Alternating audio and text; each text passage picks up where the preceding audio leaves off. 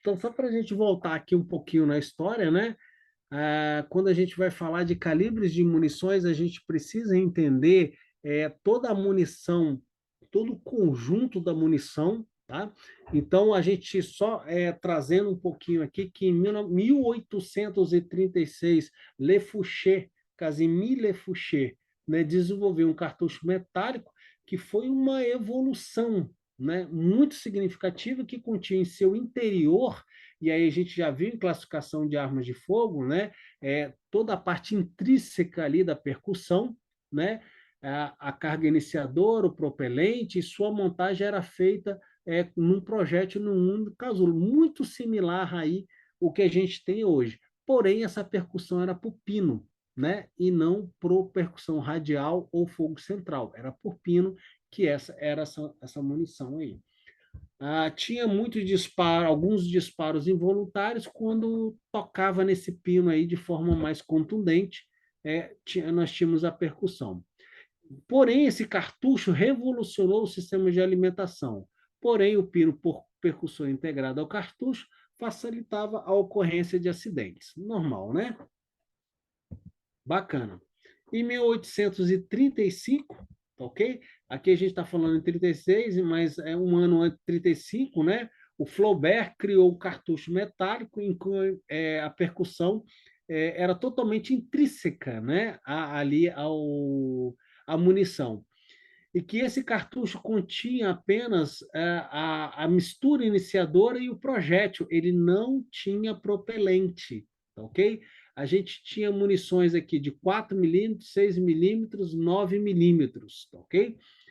O que obrigava pequena e pouca potência. Esse sistema de percussão denominava fogo circular, radial ou anular, e era uma munição que era utilizada para competição de salão, ambiente fechado. Não tinha propelente, não tinha os gases tóxicos gerados pelo propelente, mas tinha ali pequena carga iniciadora ali. Essa carga iniciadora era o suficiente para o lançamento desse projétil. Então, para uma competição de salão, parecia ser bastante interessante. Ok, pessoal? Bacana. Então, quando a gente vai falar dos cartuchos atuais, os cartuchos, eu falo até os atuais mesmo, os mais modernos aí, inclusive os que estão sendo adotados agora pelos Estados Unidos, e um novo cartucho de munição russo, tá? A União Soviética aí já está trabalhando em um tempo, já está lançando, diversas armas estão sendo construídas nesse novo cartucho, tá? A gente vai ver esse novo cartucho em munições contemporâneas que está sendo utilizado aí. Os americanos também trocaram o seu calibre, os americanos trocaram o seu calibre, tá? Mas o parque em andamento de 5,56 é gigantesco, então eles não vão conseguir fazer essa troca de imediato, vai ser aos poucos, ok? Por que eu estou falando isso? Porque essas munições reais, eles não conseguiram resolver uma série de problemas. Não conseguiram resolver uma série de problemas.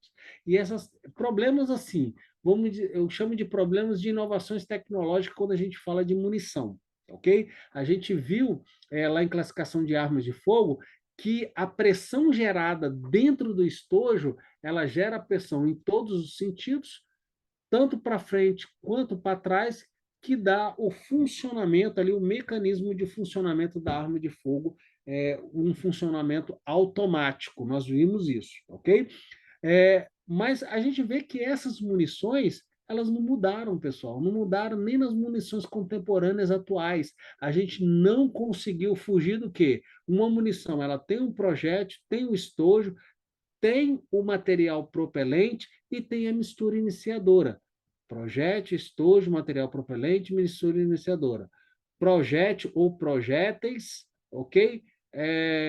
Estojo, mistura iniciadora e carga propelente. Então, se nós analisarmos esses projéteis, eles têm as mesmas composições, não tem nada de diferente. E a gente vai ver também que a questão do estojo de plástico, tipo plástico, que só pode ser propelente de alta densidade, algum tipo plástico, né? Ele não é novo, ele é muito antigo, ok? Ah, por que que a gente está falando isso? Vamos ver aí um pouquinho disso hoje. Mas a gente vai ver, pessoal, que vai mudar o quê? A questão da mistura iniciadora, né? E a questão ali de um componente ou não. Mas os componentes do cartucho, estojo, projétil, espoleta e propelente, pólvora, permanecem, tá ok? Bacana. A gente consegue fugir disso hoje? A gente consegue fugir do propelente? Não está conseguindo. A gente consegue fugir do chumbo? Não. A gente não está conseguindo fugir do chumbo, ok? E o chumbo, ele apresenta um problema. É uma questão ambiental americana, uma guerra gigantesca, tá? Porque a gente sabe que o chumbo, ele é tóxico, tá? Bacana. Então, pessoal, o que é o estojo para a gente? O estojo para a gente, ele é uma cápsula de metal ou plástico. Então, a questão plástica, ela não é nova, ela é antiga. Então, a gente só vê o estojo metálico, mas que está retornando com a força absurda. E a gente vai ver um pouquinho disso, tá? Então, o estojo, ele é uma cápsula de metal plástico destinada a alojar a espoleta, o propelente e o projétil. Pode apresentar-se em formato cônico, cilíndrico ou garrafa, de acordo com a especificação de cada projétil, ok? E a gente vai ver que nós temos projéteis ali que elas apresentam ali até é, munições de pistola, né? Eu tenho aqui até uma munição de pistola, onde ela é uma garrafinha. Inclusive, a .30 Luger, ela é uma munição de pistola quase no formato de garrafinha ali, que é uma coisa que a gente não está assimilando muito bem. Mas, basicamente, o estojo ele é cilindro, cônico ou garrafa, tá? É esse cara aqui. Se eu analisar a questão da normatização, eu consigo saber se, olhando isso daqui, eu consigo saber se essa munição, ele nesse caso aqui, eu sei que é 9 milímetros, ele é cônico ou cilíndrico, ou ele pode ser cilíndrico ou cônico. Olhando a especificação geométrica, eu consigo saber, pessoal.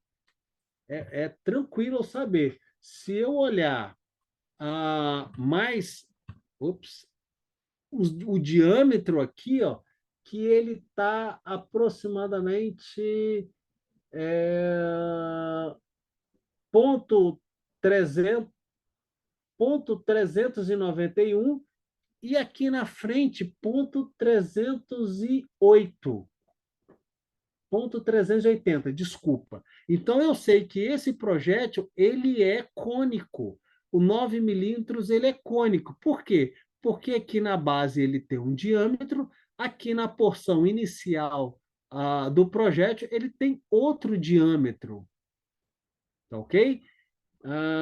A questão do 40 também eu consigo fazer essa definição em qualquer outro tipo de cartucho. Tá ok, pessoal? Eu consigo fazer essa análise sem problema nenhum. Tá? Bacana. Então, o estojo hoje é um cara que sofreu, que vem sofrendo uma das maiores modificações, é um cara que está sendo trabalhado já há bastante tempo? Sim. Se nós analisarmos né, o estojo numa munição, a gente vai ver que essa munição ela tem um projétil, ela tem um propelente, mistura iniciadora, e tem o case, que a gente chama de estojo. Esse estojo, ele vem sofrendo modificações absurdas nos últimos 3 anos para cá, tá? Com a criação de materiais compostos para os estojos. Com isso, eu posso economizar em até 30% o peso de uma munição. 30%. Quando eu falo isso, quando a gente pensa em logística, por exemplo, de uma guerra, onde eu preciso transportar a munição, é uma coisa extremamente relevante reduzir 30% do peso, tá ok? Então, eu consigo, através disso, criando materiais compostos. Então, eu tenho uma série de munições onde o estojo ele tem uma parte metálica e uma parte plástica. E essa composição plástica vai depender do fabricante de um ou de outro, né? Aqui eu tenho uma fabricante que é True Velocity, True de verdadeiro Velocity, True Velocity, que o estojo eles fabricam de munições de 5,56,50 em estojo tipo plástico.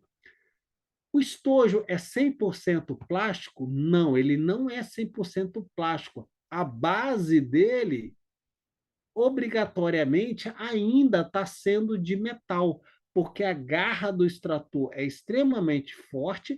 Se fosse tipo plástico, iria quebrar o estojo e aí eu teria uma pane na minha arma. Por isso que a base do estojo, se a gente observar aqui, ó, permanece de metal, ó, base de metal, base de metal. Então, o corpo pode ser plástico, mas a base de metal.